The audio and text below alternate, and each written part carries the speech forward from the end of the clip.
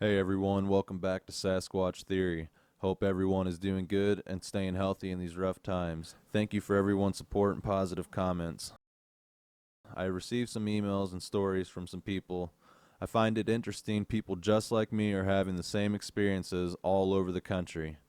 If you have had an encounter you want to write to me, email me at sasquatchtheory@outlook.com. In this episode, I will be discussing the next individual I run into. I think about this moment every day of my life. I will never forget the face of the Sasquatch I encountered. The power behind this sighting had a deep impact in my life and forever changed me. While many encounters leave a negative impact on a person's life, mine did the exact opposite. I now believe in myself a lot more, and I venture into the forest at any chance I get. I have also developed a deeper appreciation of nature and the outdoors since my encounters. I hope someone out there finds this information useful. Let's get into the next part of this story.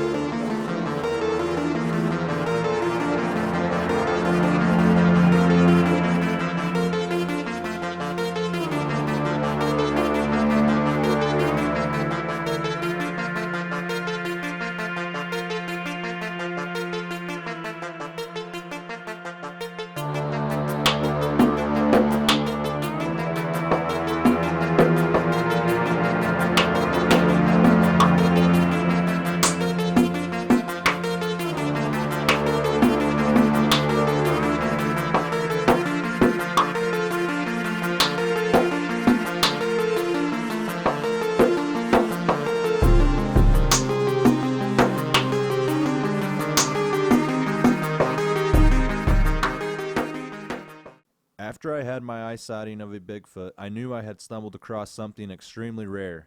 How would I tell my friends and family that I saw a Bigfoot and had strange encounters? As fascinating as I found all this to be, I still found it all to be very confusing. The thought of Bigfoot began to infest my mind on a daily, and it was all I could think about. I began spending almost all my time being out in the forest. I came across many strange things while being out there in the sticks. The mushrooms were growing thick this year, and the variety of mushrooms that were growing was incredible. I have never seen so many different species of mushrooms. To my surprise, this area of the forest was the only spot mushrooms were really growing. I found a few mushrooms next to a structure I found. Both finds were extremely odd, and it was where the whistle incident happened. A few of the mushrooms had bites taken out of them. The size of the bite was enormous, and you could see teeth-like indentions. The bite was about the size of a horse's mouth. Definitely too big to be a deer or any known animal of the forest. I have a video somewhere documenting this. If I don't find it, I will post it in a future video when I come across it. The structure was in the shape of an arch and also had another tree wedged into it. It also had fresh and old limbs set around the structure. I ended up following where the arch was pointing, and I followed it almost to the creek and a drainage ditch that cuts in between two separate ridges. I got down in between the two ridges, and I found a massive structure. This was one of those structures that you instantly start questioning what made it. I could only be out so long until my back leg and hip flared up, and I couldn't walk. This was extremely frustrating because I couldn't do something as simple as walk around like a normal person. I was 29 years old, and I was somehow losing my ability to walk. At this point, I knew I had bigger things to deal with other than my feelings. Each day I would go out and investigate the property with my new camcorder. Each day I would return with a new discovery. I was shocked at the activity that I was getting. Like I said in my previous videos, at the time I thought I wasn't getting very much activity. After time and learning more about the subject, I was perplexed by the activity I experienced. I found a mushroom near one of the structures that I thought for sure was an edible mushroom. I am very into learning anything about foraging and survival. I wasn't sure if this mushroom was edible. It really looked like the mushroom I was after. I decided not to take any chances and left it in the middle of the road. I walked back to my house and looked at a mushroom book and online to identify this sucker. I quickly returned back to the spot in the middle of the road where I had left the mushroom.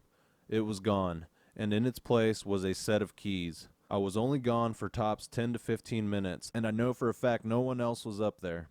I did not know what this was at the time, but I later learned that this was called gifting. I started watching more underground Bigfoot shows. I watched a lot of Bigfoot Odyssey and Crypto Reality. I really enjoyed the way Mark Zasky would explain his Bigfoot stories. He really believes in what he is saying and knows how to explain it. He is not afraid to stand up for what he believes in. I remember watching a video of his where you could see something in the video move incredibly fast. It stood up at one point and ducked behind the brush. I wasn't sure if it was really Bigfoot, but I paid attention nonetheless and thought about every possibility. Another weird instance was one time I was watching TV in the living room. This was in the middle of summer, so I had the window opened. I was watching an elk hunting show. They did bugle after bugle as they crossed the mountains to find an elk. I had the TV turned up loud so I can hear the hunters whispering. This made the bugles extremely loud as I watched the show. I was feeling better, so I decided to walk back to my little area of strangeness. I walked around for a little while and didn't get much activity. I decided to pack it up and return home. I heard behind me what sounded like an elk bugle. It had the entire build-up sound, and it even did the chuckles towards the end with the heavy breathing. It sounded like a primate doing it, though. I thought that this was strange because the vocalization happened as soon as I turned my back and started walking towards the house. I guess they have the ability to mimic other animals. There is a wild elk population south of Missouri, so who knows. Keep in mind each instance I explain happens throughout a span of weeks to a month. I get one clue if I am lucky each day I go there. I am also new with my camera and I don't really understand the settings, plus my camera skills suck. I will soon find out that not understanding my new camera will be a big mistake. At nighttime I would hear these strange owl sounds. It always sounded like a person mimicking an owl. It got to the point to where they just made it obvious it wasn't an owl. It seems like they would get lazy with the call or something. The owl sounds were always on different sides of the property, always right in the wood line like they were being projected right towards me. I noticed after my sighting I was way more afraid of the dark. I can't really be out at night in the woods. It really scares me. Not to say I won't do it, just knowing they exist somehow made the forest at night that much more powerful and dangerous. You can doubt all you want, even if you have seen one. When it comes to nighttime, you know something is out there. I think our bodies are hardwired to be scared of the dark to protect us from danger. Rightfully so. Evolution has not failed us yet.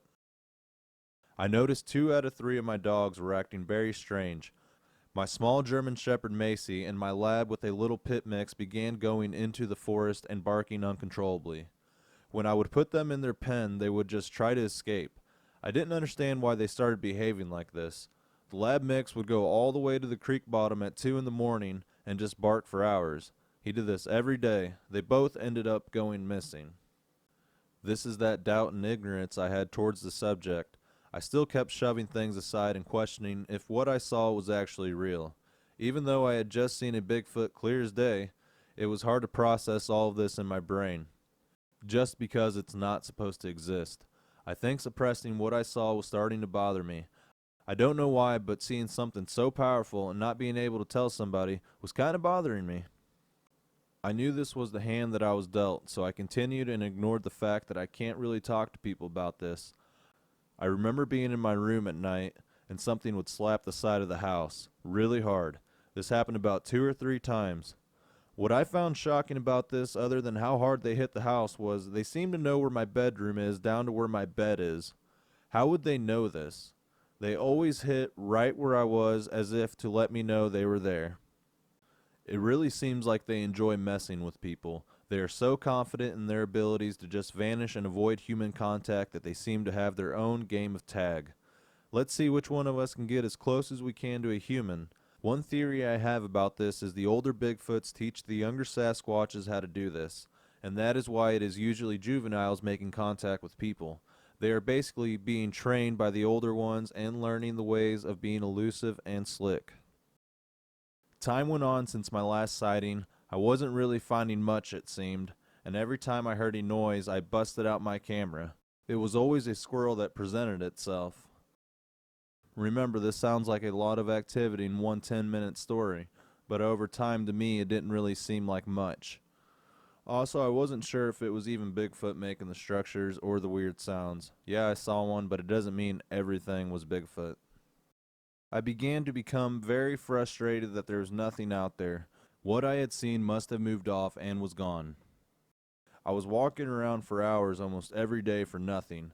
I am literally just wasting my time. I took a breather and told myself, wake up, this is real. You have to do this. You have to keep going out there. So I kept at it and made my rounds around the driveway and the trails in the forest. My ex-girlfriend and I somewhat patched things up together. So I had thought. It was around noontime and I called her to see what she was doing and if she wanted to hang out. She told me she had been seeing someone else and she was pretty much done with me. I was extremely angry, sad, and let down. The one person I thought I could trust let me down and betrayed me. What can you do? I remember watching Colorado Bigfoot on YouTube and trying to watch other shows to keep myself busy. Nothing was working and being inside was killing my back. I can't explain how low this feeling was. It was a horrible feeling. I was extremely upset, so I went for a long walk around the forest. I walked up my driveway and just took a long walk around the woods to ease my mind. Before I had left, I looked at the camera and my phone and said, screw it. I was just so mad at everything, including the Bigfoot topic, that I did not grab anything on my way out the door. I will soon discover that leaving my camera would be a bad mistake. I began to walk towards the house on the opposite side of the circle driveway. I did my routine walk around, take about 3 steps, stop for about 5 to 10 seconds, and look around and repeat. It was about 2 or 3 in the evening on a beautiful summer day. There was no wind and the sun was shining. When I got about halfway down the paved driveway, I stepped on some gravel. It made a loud crunching sound. When I looked up, I saw something moving in the brush right in front of me. It made a soft sound in the leaves as it moved through the woods.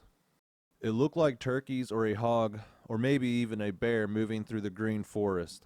Just because all I saw was a black mass move through the brush, it seemed to move like a chimpanzee. It started on all fours. When it stood up, it seemed to waddle from side to side. I am still not sure what I am seeing. I see it go for a medium-sized oak tree at about 15 to 20 yards in front of me. I see a black arm with fur slowly move behind the tree. This put a light bulb in my head. I remember what I saw at the public land area off the Merrimack River.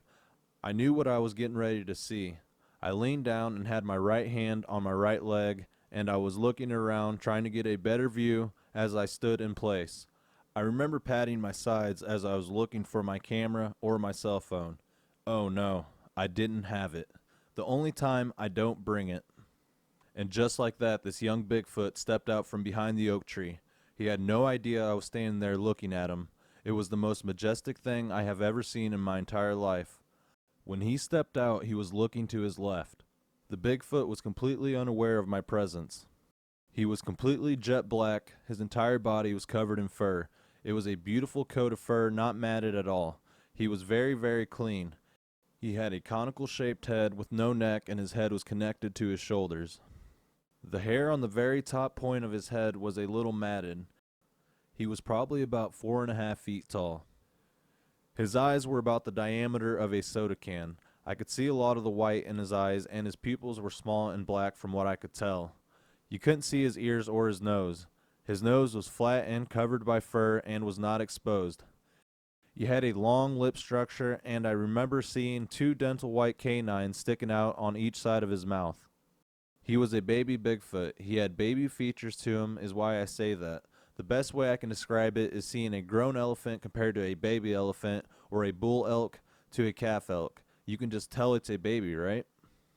After he stepped out, he stood there like a statue for a second, like he was soaking up the sun. I remember the beams of sunlight hitting the top of his head, and the black fur seemed to shine a little. I also remember a slight breeze hitting his forehead and the hairs on his forehead waving a little bit in the wind.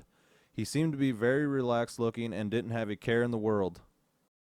The lower half of the Sasquatch's body was not exposed as it was covered up by the undergrowth and brush.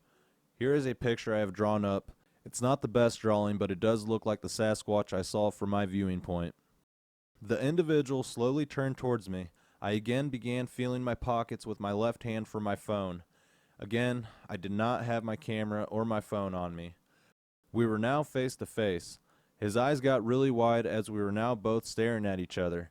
He appeared to be just as surprised and shocked as I was. He quickly ducked down at a speed that I have never seen any living creature do. If I would have blinked the moment he ducked down, I would have thought he just vanished into thin air. I could see some of the undergrowth swaying back and forth after he ducked down. I never saw him go left or right of the tree. He seemed to be able to keep the tree in between us both, and he did not make one sound on his escape exit. The first thing I said was, "Oh my God," as I had my hands on my head. I kept repeating that phrase out loud. I remember saying that was so cool. They are real. I immediately knew that what I was being told in life was not true. I remember immediately deciding I am never watching mainstream TV again as far as mainstream media. I knew immediately that people were being lied to, and what I was experiencing was reality. I also remember thinking, if this is real, and everyone said it wasn't, then God is real too, and many other things like UFOs and aliens must be as well. I finally snapped out of it and took action. I thought I should enter the woods and follow him. No, that might be a bad idea. What if Mom and Dad are watching me right now? I remember looking behind me into the deep forest and not seeing or hearing anything. It did not make sense to me how this sucker was hanging out this close to people during the middle of the day. Granted, it was a weekday. I did not understand why he would be all alone hanging out that close to people. Moments after the sighting, I walked back home.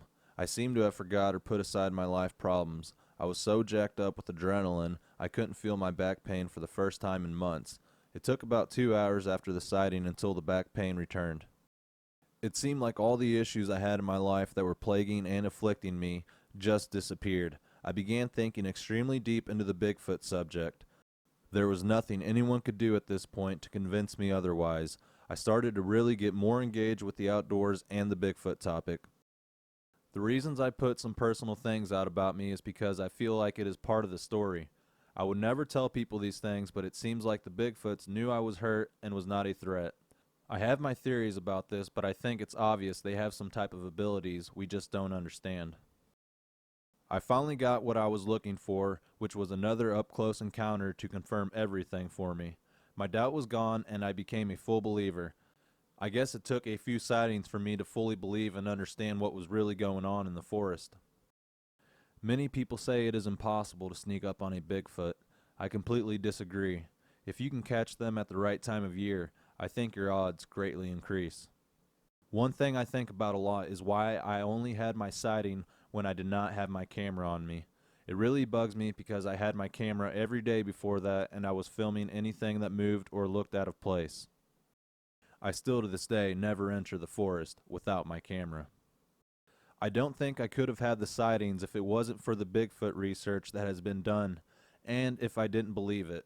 For example, if I would have just overlooked the whistles and the structures, I would have never been out there to experience and encounter a Bigfoot. I am aware no one has confirmed Bigfoot making structures or wood knocking or whatever it may be. But if I don't use others' experiences and knowledge, how can I track down a Sasquatch? If you are just doubting all of the evidence in front of you, how are you supposed to solve the mystery? After I had these two sightings, the activity really seemed to slow down. I have my own theories about why they may have shown up to the property. During the time spent out there in the forest, far away in the distance, I could hear logging going on and the constant sound of chainsawing day after day. Someone was destroying their habitat. After pinpointing the location on maps, it seems like they logged about 80 acres of pine forest and turned it into fields. I will never know the real reason this group of Sasquatches showed up to the property, but I am extremely intrigued to learn as much as I possibly can. I have since then discovered other groups in completely different areas, and I am actively engaged in learning and discovering more. Alright, I hope everyone has found my stories useful, and maybe you could use this information to better understand the Sasquatches in your neck of the woods. I would really like to find someone to draw up a sketch of the Bigfoots I saw. That would be amazing. Anyways, I'm just rambling. That is the end of this portion of my story. My next stories take place after I deeply start investigating the topic. My next series of videos will be about my findings after the sightings. I practically went out there every day and tried anything I could to get an interaction. Until the next time, thank you everyone for listening to my experiences. Take care.